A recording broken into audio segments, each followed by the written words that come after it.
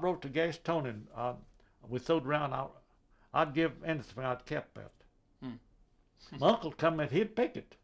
I never could pick it. Never did. Didn't try too much. You made it, but you couldn't pick it. No. Yeah. Could you sing? No. You never sang? I don't believe you. Claude and Roby, this... Ernest. Do I have to go back there? Ernest and Roby. Oh. One of the things that this book reminds me I of... didn't know you were going to use Yeah. this whole One of the things this book reminds me of is... Can you say How- that again, George? Okay. Well, Ernest and Roby, Yes. one of the things this book reminds me of is the education that I've been getting in the last couple of years working on this film. Mm-hmm. Because I grew up in Winston-Salem as a middle-class person, you know, desperately clinging to the lower end of, we don't want to be like those people, and feeling superior to cotton mill workers. And this has been a terrific education for me. Mm-hmm. And to see what's happened to you people from moving from farm to having two sons graduated from Duke is just amazing. What did you think of Continental people? Well, they were people who lived on the edge of town in the first place. They were them. Yeah. Mm-hmm. Yeah. They were people whom I don't say that my father was particularly against them, but somehow we always were made to feel, and I don't know where it came from, but we were made to feel that we were superior. Mm-hmm. Yeah. Yeah. And I don't know where it came from, but I realized then how much that's cut me off from people whom I could have been not only associating with, but now politically have so much in common with. Well, way back there years ago, back in the early 20s, way from back on that, the male textile workers weren't educated. They had no schooling. That's one reason they stuck to what they could do. And most of where the textile was, there wasn't no other manufacturers. There wasn't no other manufacturing gas company. So you didn't have a choice. No, you're not back in. You didn't. Mm-hmm. You might work at a dry goods store or something, but wasn't no industrials. See. But what happened to you, you worked in a mill 17 years. 17 years, then you had a family, Right. and then you went back to school. Right. Yeah. When, at the age of 39, I believe, wasn't it? 42. 42. And what happened after that? Well, I didn't graduate from business college, but I got a good job. And so I went to work. And I worked at one place for, I'd rather not name them. I worked for about 2.5 years. Down at Ben's Farm. Mm-hmm. Yes. Worked in there. office. Yeah, I worked at was a secretary. And then this job came open at Morris Jewelers for one of the ladies that goes to my church. She told me about it. She said, "We're over there looking for an office worker," and said, "I think you'd like it," and said, "Just go talk to him about it." And I went up there, and he just hired me right then. And I went to work, and I worked there till I retired. I worked there 15 years. So, anyway, they were very pleasant years. Very pleasant years. And I enjoyed when my she work. retired, she was office manager. Not really. No, Well, yeah, no, you were. You was no. county office manager. Ernest knows.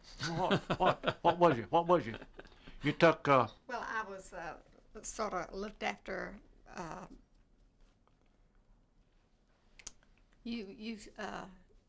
wish you hadn't said that because I was not office manager.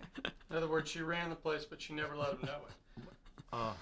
No, I was credit manager credit. for a while. Oh yeah. Well, credit manager. Credit manager. I made Yeah. Mr. Credit manager. Yeah. That's what that woman what had Polly quit. did. Oh, that's what And I Polly took Kirby her quit. job. Yeah. Yeah. And you took her credit manager. Oh yeah. Credit All manager. right. All right. All right. Not All right. office manager. Well, you've got a beautiful house here.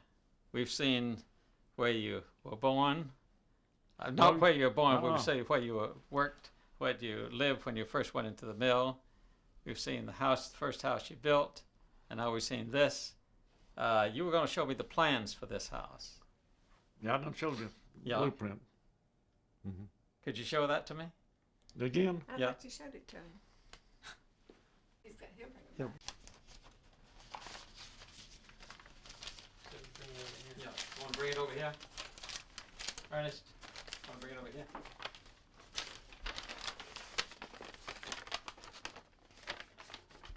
that's the front.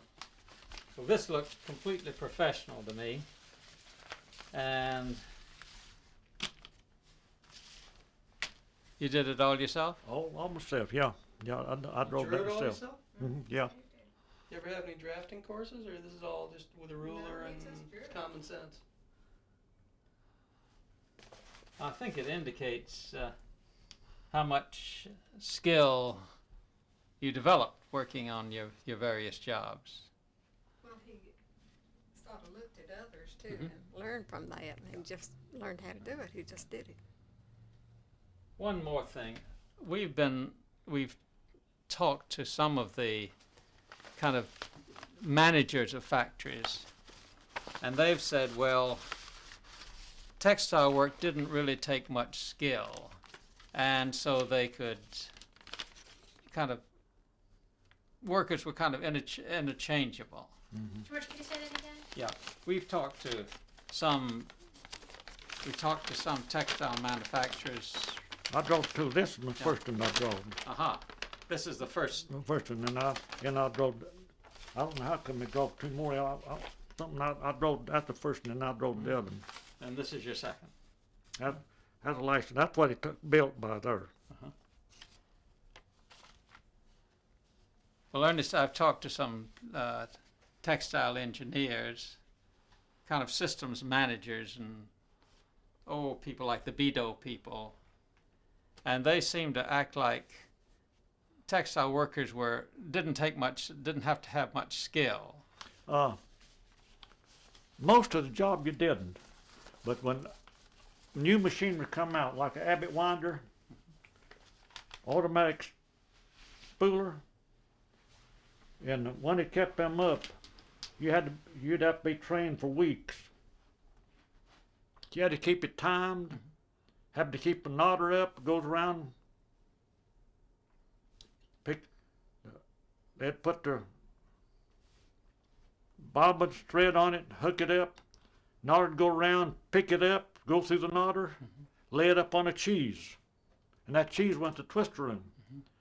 And you had to keep if you're the fixer, you had to keep all that timed, keep the knotter up. It's right much skilled, it's new machinery. And it was coming in before I retired. And I gather that it's getting more and more and more skilled, isn't it? You have to, they left a structure there when they put in that automatic winder. And we stayed on him for several weeks.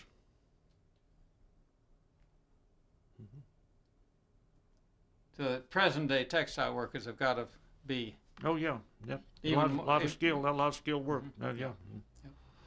Way back there, there wasn't a spooler, threaded up, take a knotter, and old machinery.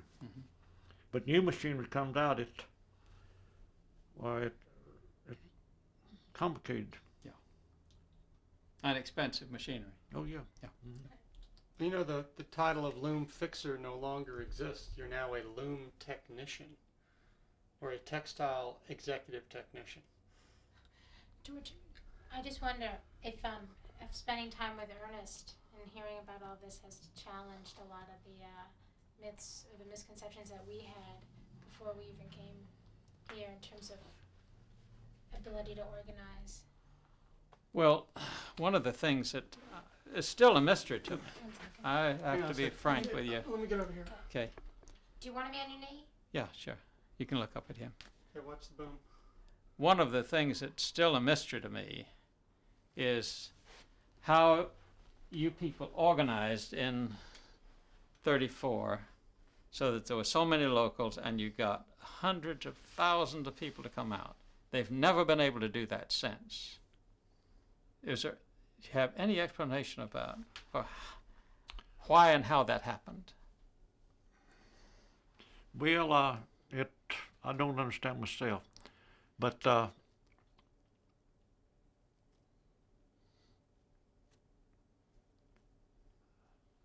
we never have had no other president come out and told the people they ought to organize and had the right to organize. And I guess that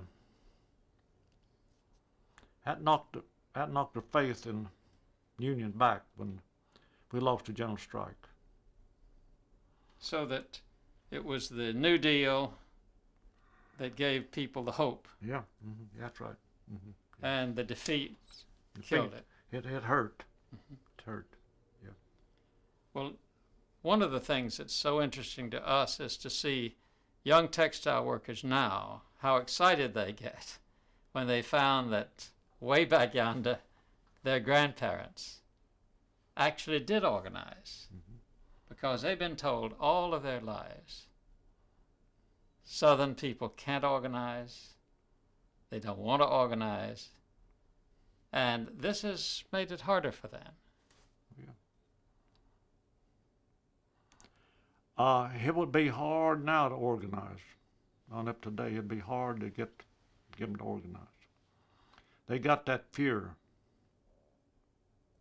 Well, suppose President Clinton spoke to the textile workers and said, "We want you to organize." They'd have to have better proof. For President Clinton, he couldn't come down here and tell the owners recognize the union. And the officials of the state of North Carolina, they might not back it. And it'd be complicated. Yeah. Okay, thank you. It'll be complicated, you're right. It will be complicated. Okay. Okay. Okay, lower to leave. Because you can't depend just on the position of any one leader. That's, I think, you were saying that you think Ernest, you were saying that you thought they struck too early. Oh yeah. I Early. have a different theory. I think that they depended on Washington too much. Washington said they had a right to organize, so they said, okay, we'll come out, it's going to be fine. And then when Washington said, if you call off the strike, we'll make sure that you don't get fired and that it'll all be worked out, it didn't happen. And my feeling is that so long as workers count on Washington to do their job for them, they're going to be weak. Washington can't rule the local court. Can rule lower court. Yeah. And actually busted union, I guess they had the funds to carry it on to higher courts. But I didn't. When they lost, we lost the strike. Just lost it. Now we're going to be talking very soon with one of the investigators from Washington who worked with the labor board.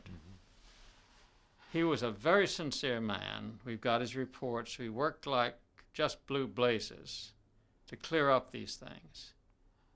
But even he has to face the fact that it took a long, long time, month after month, sometimes 3 or 4 years.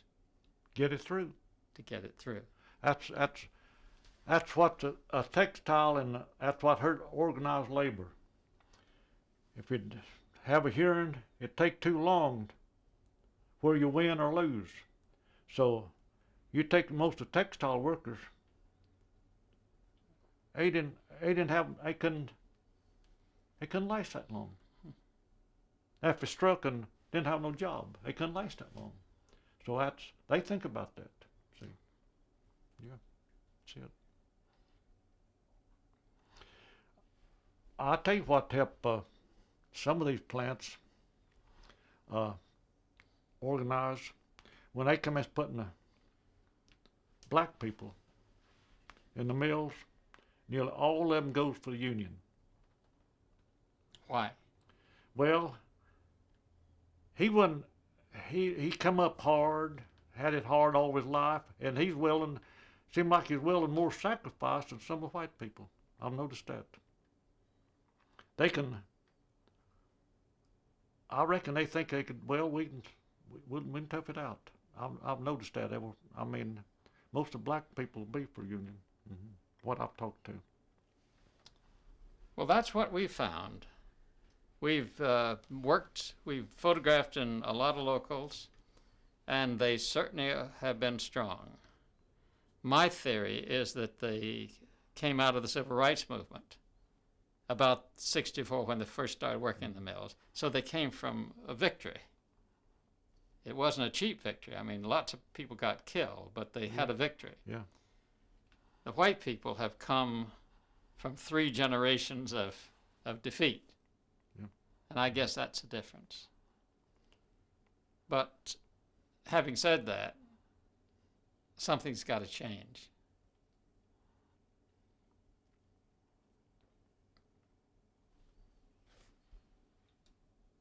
Do you think it will? I don't know. Don't know. Neither do I. Don't know. I don't know either. Yeah. Yeah. Okay. 30 seconds of room Okay. time. You guys make me cry. We just need everybody to hold still for about 30 I wouldn't take a pretty for that blueprint. Okay, Ernest, we have to record the sound of the room Just for 30 editing. seconds, sweetie. We just need everybody to stand still for 30 seconds.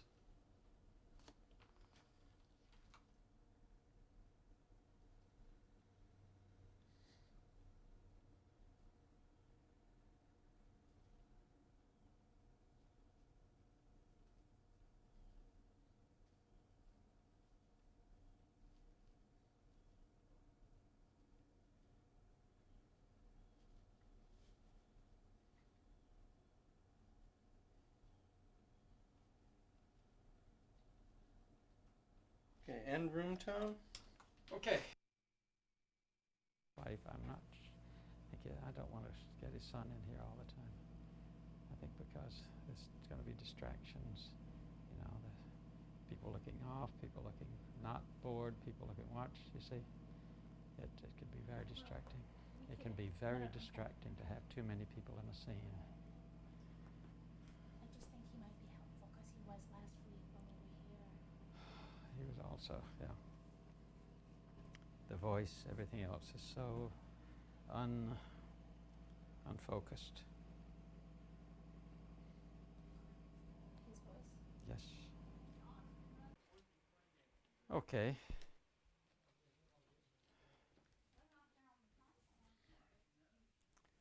Okay, Jamie, we better get it. Rolling. Good morning. Say good morning, Russell.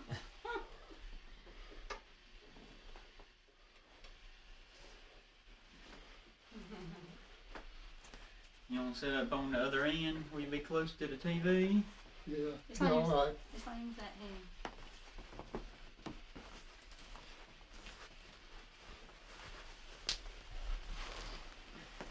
I'll get his pill on. Put We're mine. very pleased to see you because we've been looking all over the place for people who can remember back to 34, and we're actually in Gastonia at this big Labor Day parade.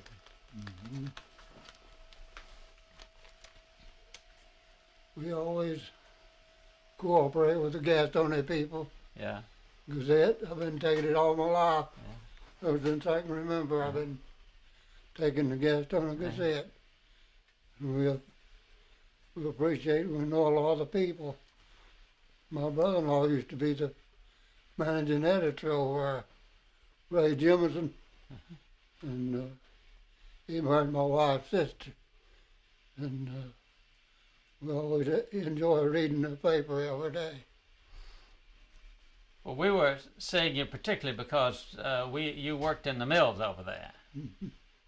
Yeah, I worked over here at A.M. Smile about all my life, ever since I was 15 years old. How many years? And I retired over there. Carolina Mills now. You know, A.M. Smile sold out to Carolina Mills. How many years did you I work worked there? with them a short while before I retired. And they're always talking about the trees around here. What is the name of the tree? Chestnut? Chestnut trees. I know where there's some out in our own backyard over here. On top of Spencer Mountain. Yeah. You start facing towards Charlotte, looking over at the high buildings over there with binoculars. Well, there's some trees right there at that rock quarry that grew up, look like they're growing similar out of rock. But they are chestnut trees.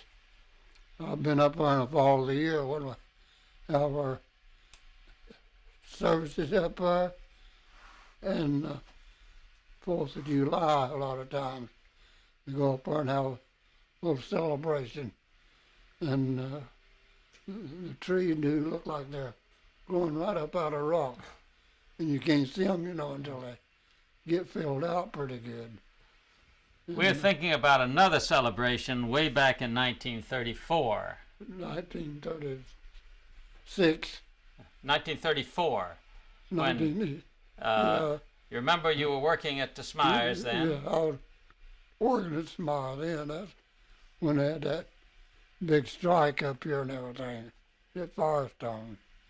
And we went up there to our plant up there at Parkdale and around and about.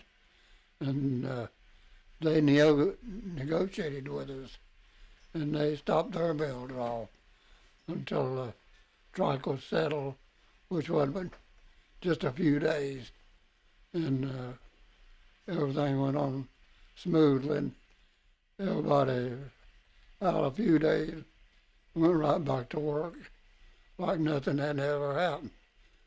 Do you remember Albert Henson? Yeah, I remember Albert Henson. In fact, about it is, you remind me of him a whole lot. Sure do.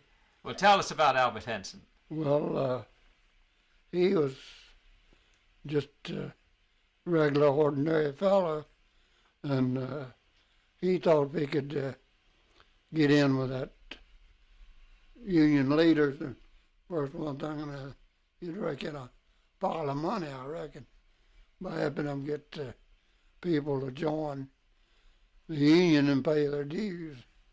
I joined, but I never did have no money to pay no dues. So I actually never did what you say, join up with them, because I didn't have the money to pay. So like I said, everything just went dead head with the union, and people went back to work. How many people joined the union? Well, I don't know, it wasn't a terrible many, because they were like myself. They didn't have no money to pay the dues. Do you know why you joined the union? Well, we thought maybe we'd get something started and make more money on the hour and shorter work hours. Back then we were working from 6 o'clock till 12. That's on one but 2 shifts. And they promised us we'd have short hours and more pay. But we never did. I don't think enough people ever paid them to have anything much. They told a little joke about one thing. Said the union bought up some fatback meat, and one fellow said he started home with his, he dropped it, and I ain't running a hole with it. That's how low it was.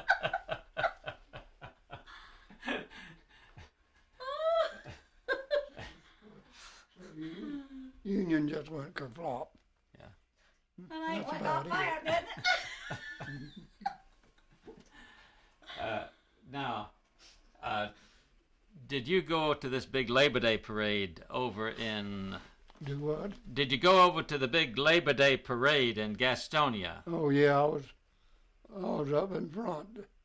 Probably, you might have some pictures of it with me up there in front of it. Well, we've got some pictures of the parade.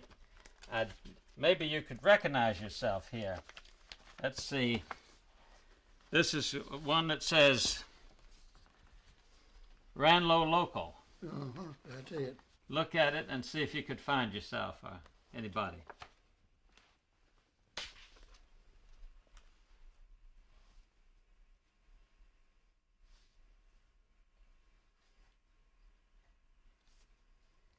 See, it says.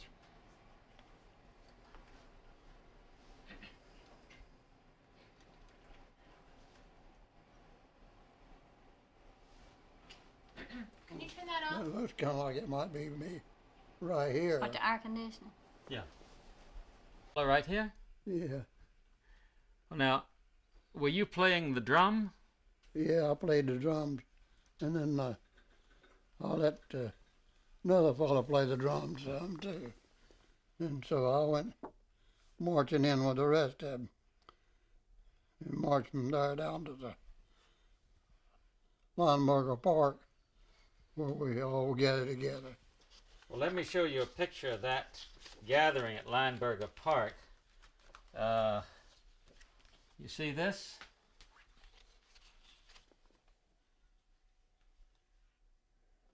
The whole lot of people there. Yeah, they are.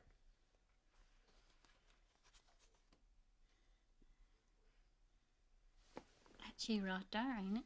No, that ain't mine. It looks like it. What happened at Maybe I Lineberger, broke it. No. Lineberger Park? Well, we'd go down there and practice, and a lot of people would come down there just to hear us play and to practice. And then they'd invite us out a lot of times, different occasions to play for them. And they'd make up a little bit of money sometimes and give us $1 or two to. I played a harmonica, and they like to hear me play it. All of it. I played some sacred pieces like My God and I that we use a lot over at the church for specials, and Brown Jug or whatever I could think of that I wanted to sing and play. Now, did you, when you had union meetings, would you play that? Yeah, I played my harmonica for them. A lot of times they'd make up and give me a quarter or two to buy me a new harmonica with. And I appreciated that. They were really nice to us. I enjoyed playing with them. Do you know what happened to the people who were members of the union? Yeah, they went back to work just a short while after that. And the union meeting, it just went go-up, flop. That was it. And people they just returned back to their jobs. Do you remember if any of them got fired? Here's one or two of them acted up, showed herself, and the company fired them. What about Albert Henson? Albert was one of them. He was one of them they fired. Mostly on account he acted up like he did. That's what caused him to fire him. Now, did he have to leave the village? Yeah. Yeah, Mr. Dillon was superintendent over then, and he gave him his walking papers. Mr. Dillon gave him his walking papers. Yeah. That's the only one that I know of that they fired. Was Mr. Dillon a pretty tough superintendent? He was. He didn't go away his room. I can vouch for that. Want to come over here and sit down next to him? He didn't even allow you to. He didn't even allow you to walk across the mill property. He'd come out and shake you by the shoulders. That's right. Oh, He he would went do by what? his rules. We was walking through there one day going to school, He was a good old fella. and he come out and got me and my friend by the shoulders and said, "Don't y'all walk through here no more. And this is mill property." Tough man. He didn't allow you to climb a tree. We slept and climbed trees, and he had John Strange to tell on us. He'd have him to watch us. And he'd tell on you if you climbed a tree. If you didn't go to church, he wouldn't hire you. You'd have to go to the Methodist church down there before he'd hire you to work. That's the truth. I remember that. I was just a child, but I remember.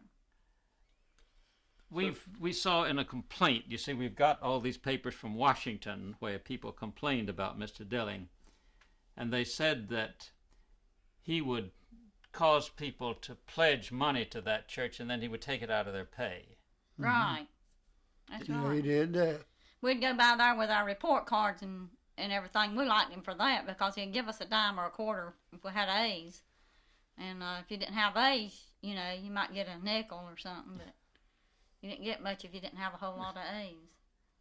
And he was tough. My daddy could really tell you about him if he was here. What was he tough about? He was tough about everything. He didn't want you to touch nothing. Didn't want you to climb a tree or nothing else. What about drinking? No drinking. No, I don't guess he allowed you to smoke. That's something he really was rough on. He'd fire you if he found out you were drinking or anything. You'd lose your job. How did you feel about that? Well, I think that was everybody's own privilege to do like they wanted to do. And it's just like you or anybody else. What you're going to do, you're going to do it anyway. And there wasn't no use slipping and sliding around and trying to do it behind somebody's back. That makes you worse. It don't help matters a bit. It just causes more confusion. That's what I think about it. Do you think that Mr. Dilling had anything to do with people trying to join the Union? Yeah, I think so. Because, like I said, he was trying to force people to do things they didn't want to. And they were just not going to do it. And they didn't. But if he found out about it, he was gone. That was it. Okay, now we're going to be showing you some pictures of that Labor Day parade in Gastonia. We were talking with a gentleman yesterday, Mr. Moore, who found his father in that parade. Maybe you'll recognize some of the people in it as well.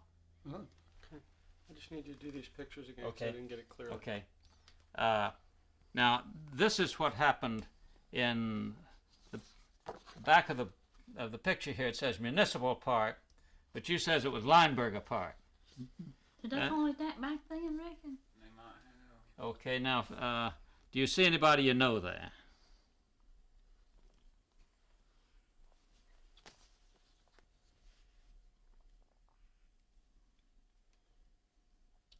That looks kind of like Kelly Carter, don't it?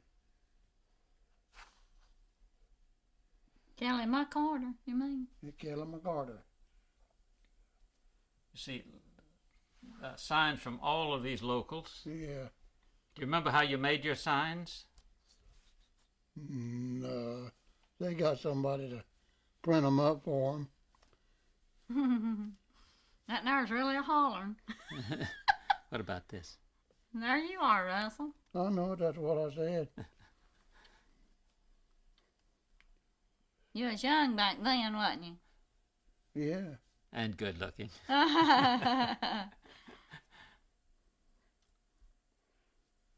That looks like Eldina Collette there. It does, don't it? I believe it is. Yes, So- she.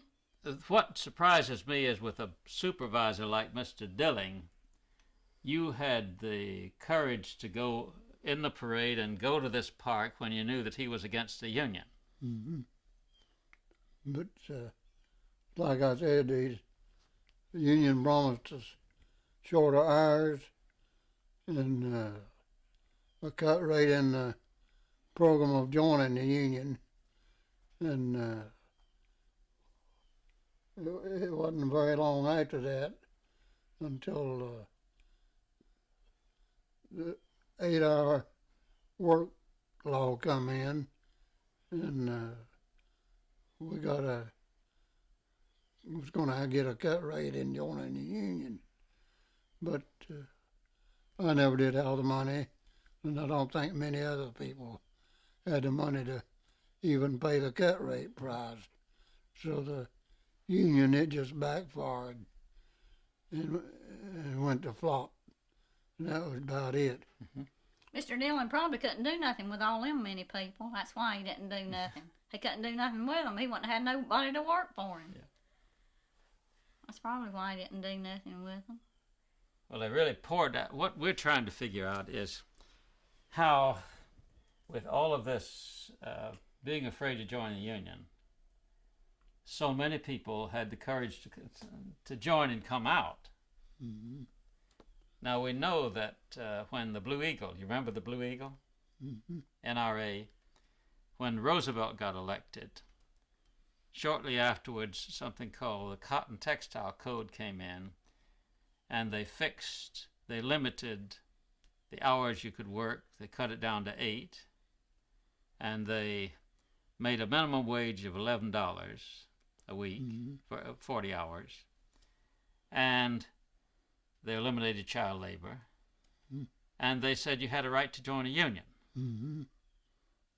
And so all over the South, people signed up. Mm-hmm. Is that when Social Security started too? Social Security started a couple of years later. That's what I thought. But what happened was that as soon as these people formed unions, they started firing the officials. Mm-hmm. And people got frustrated because they'd fire their president and vice president and secretary, and they'd get another one, they'd fire them. So finally, that's what the big strike happened. Mm-hmm. We were with Mr. Moore and some other people yesterday, and we found that at the Grove, the president got fired, the vice president got fired, and the secretary was out of work for 11 months. The president actually had to move off the village. So that's the way they treated them. This is why we're just wondering, knowing that kind of thing, how you people had the guts to join. Mm-hmm. Well, it's just, like I said, we're doing it for the cut rate and the price we'd have to pay for the union, and it didn't work out. So it did finally come, the 8-hour law, and the union just folded up. Kaploop, that was it. Just that took a was hard in head to join it, that's all. Yeah. What about what we hear a lot about stretch out? What do you think they meant? The what? The stretch out. Stretch out system? Well, people wouldn't stand up for that either. They'd do what they wanted to do, and that's all you could get them to do. If they agreed to do a little bit of extra stuff on a job, that was up to them. And the union, like I said too, caused that because when somebody took extra workload on them, that made it hard on everybody. And that didn't sit too well with nobody. So that's where it ended at. people just they negotiated on their own accord, and that ended the whole thing about the union. I think that's what really broke it up. Do you remember a fellow named 6 Hour Red? 6 Hour Red. Yeah, Red Lisk. He was one of the organizers. I remember some of it, not much, because other spotlights was, I think the union in the mills. 6 Hour Red wasn't talked about near as much as other stuff was. What about Thomas, George? Yes, did you know an organizer named Thomas? Did you know an organizer named Thomas? Thomas. Well, I didn't really know him. I heard of him. That was it. Okay, let's look at, let me show you some of this footage. Before we do that, Yeah. I think he could describe how they came into that park, if he Yeah. remembers. Okay. Just When you went down, when you were in that parade, could you tell us about going into this, the Limeberger Park? Well, like I said, we'd go down there and practice the band, and a lot of people come down there to hear us play, and we enjoyed playing for them because naturally you want somebody but around besides the one that's playing in the band. You enjoy the crowd, and you enjoy playing together too, all in one day. How'd y'all get there? Walked. Oh, How far is that from here?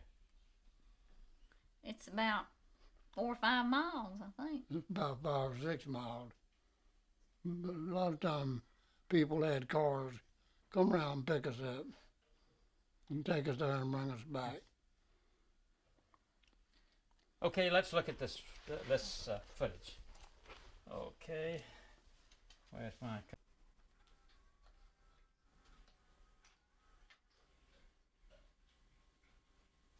Yeah, that's go forward. yeah. Okay.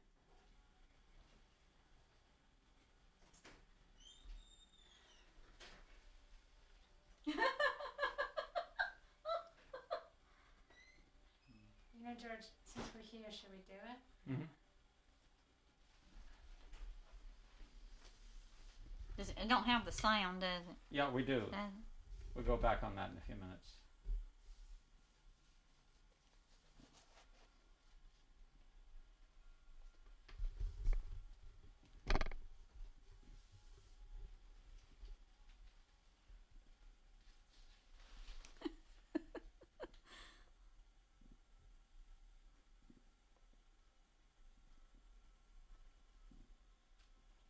Okay, this is it. Just let me go back. This is it, isn't it, Judy? I believe so. Yeah, you might want to turn the volume up. Okay. Let me make sure.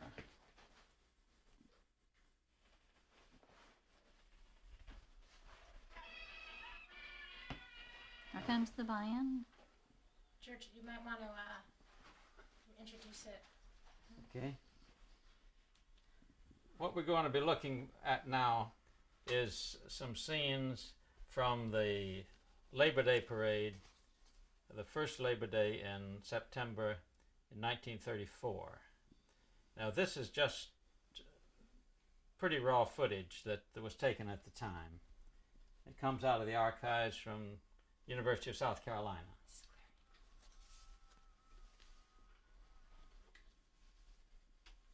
See if you know somebody here.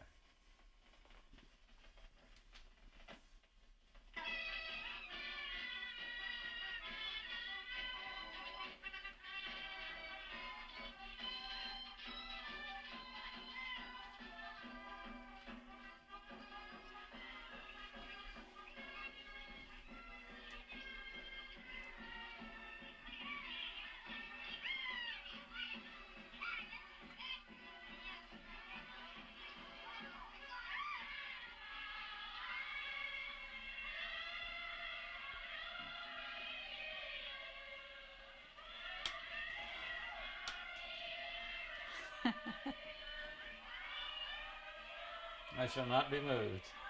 Yeah.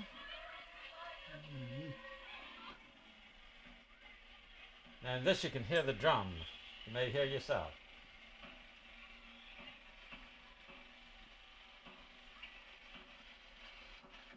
Could you hear that? Could you hear them drums beating? No, I don't hear them. Let's rewind it. Now this is the way it was actually run in the newsreels. With the total on strike nearing 500,000, over 200,000 are out in the southern states where already lives have been lost and many wounded. At the first reports of bloodshed in the Carolinas and Georgia, President Roosevelt appointed a special mediation board in an effort to end growing disorder.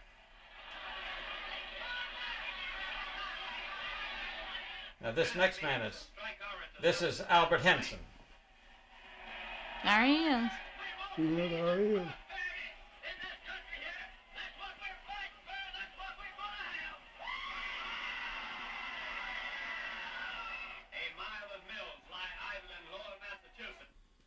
So that's the way it was shown in the theaters around here. Mm-hmm. I'm gonna turn it up a little bit. Okay, we'll run it again and turn it up so you can hear it. They want to hear that drum. Yeah. Okay. Might have it up too loud. Yeah, we'll go back on it then.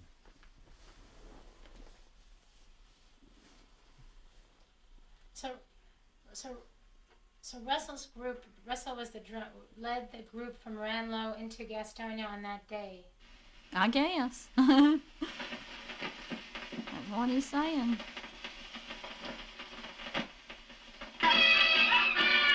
You hear it?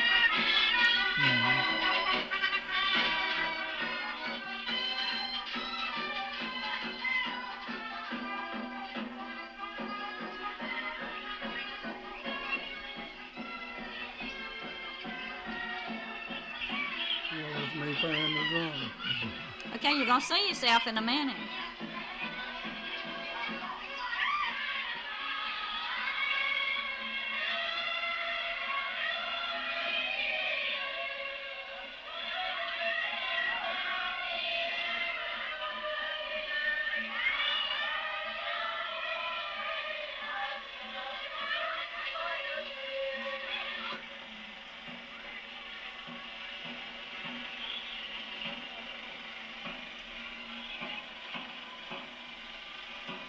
That you?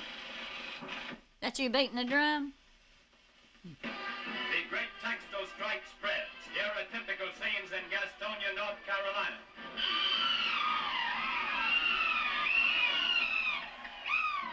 With the total on strike nearing 500,000, over 200,000 are out in the southern states where already lives have been lost and many wounded. At the first reports of bloodshed in the Carolinas and Georgia, President Roosevelt appointed a special mediation board in an effort to end growing disorder. This is over at Parkdale. Mass meetings and strike orators helped to fan the flame. We won't ease and prosperity in this country here. That's what we're fighting for, and that's what we're going to have. A mile of mills lie idle in Lowell, Massachusetts, with the workers crowding the streets.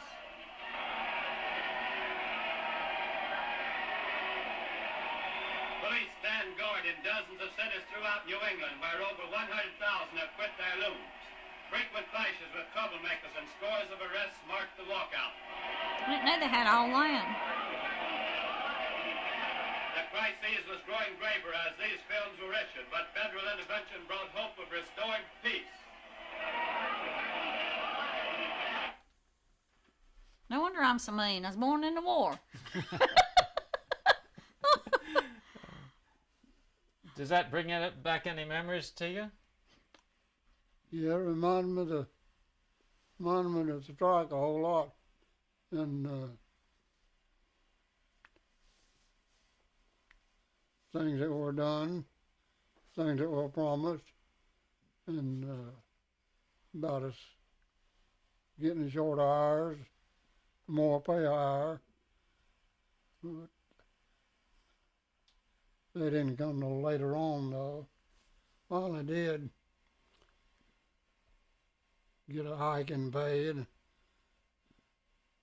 when we got paid, which wasn't much, no, wasn't very often. About 50 cents a week.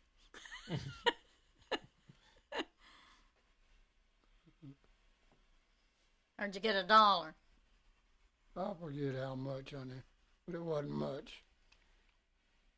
Do you think that your health problems have anything to do with the fact that you worked in the mills?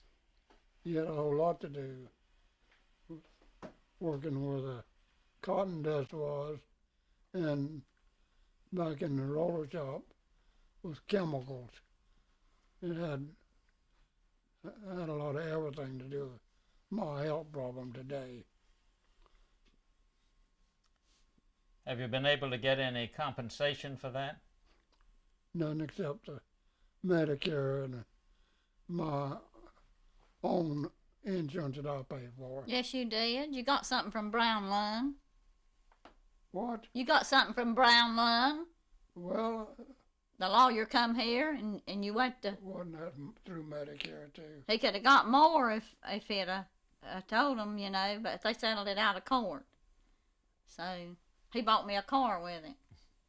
I still got it.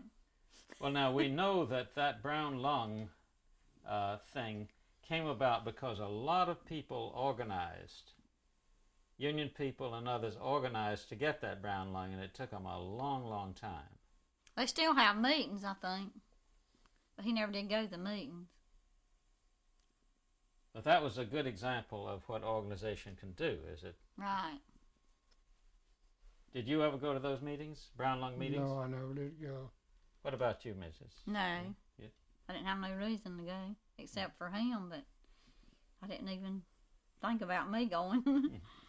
Were you aware of that the compensation was the result of a long effort to organize? Right.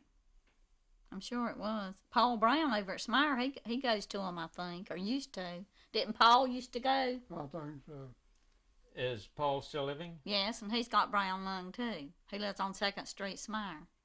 You know where y'all went the other day on 2nd Street on down. So we should go to talk to him, I think, I as well. expect you'd never get away.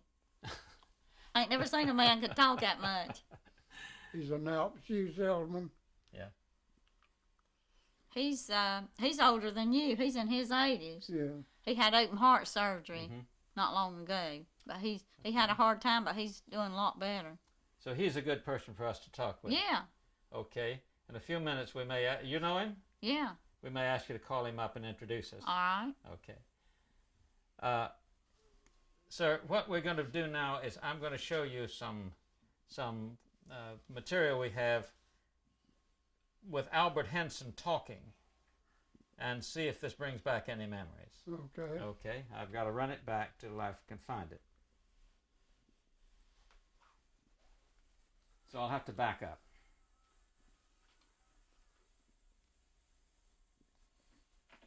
Turn it up. No, I'm just going to back up to find it, and then we'll turn it up.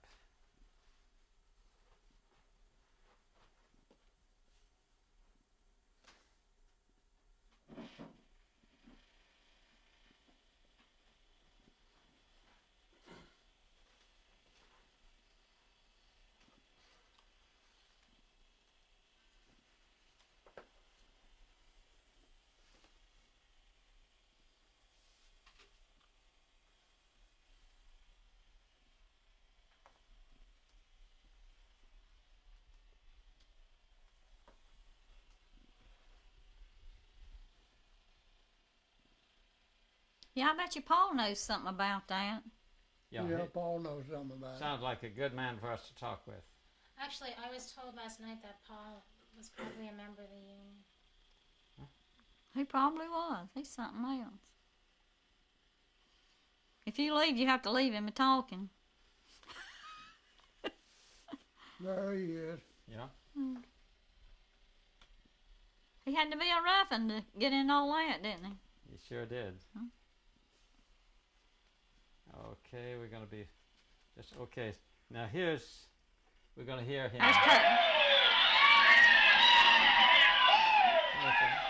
There's Kirby piano. That's where I got that piano there.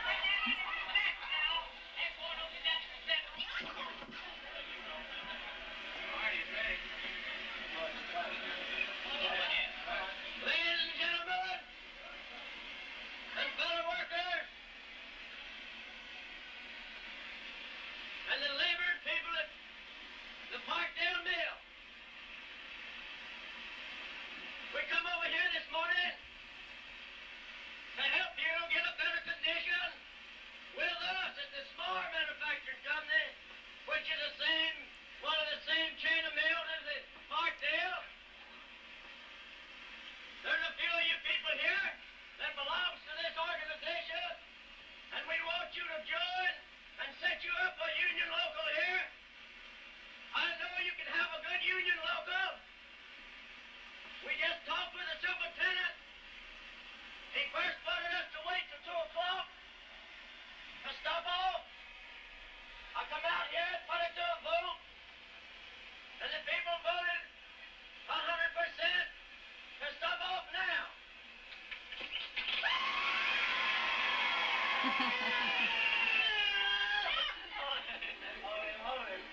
I went back.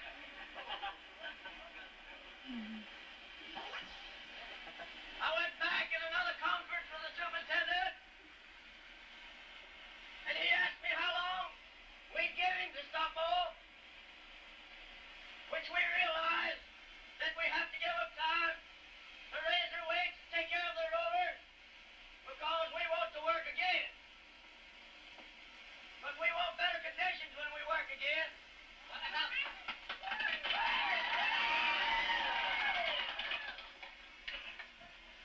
I told him we'd give him time to take the weight off of his roller, that we didn't want to injure us. And he asked me if we'd give him till 10 o'clock. And I told him yes. He said he'd stop off at 10 o'clock.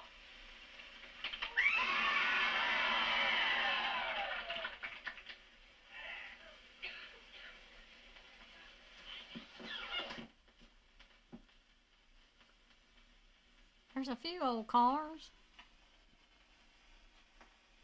You recognize these scenes?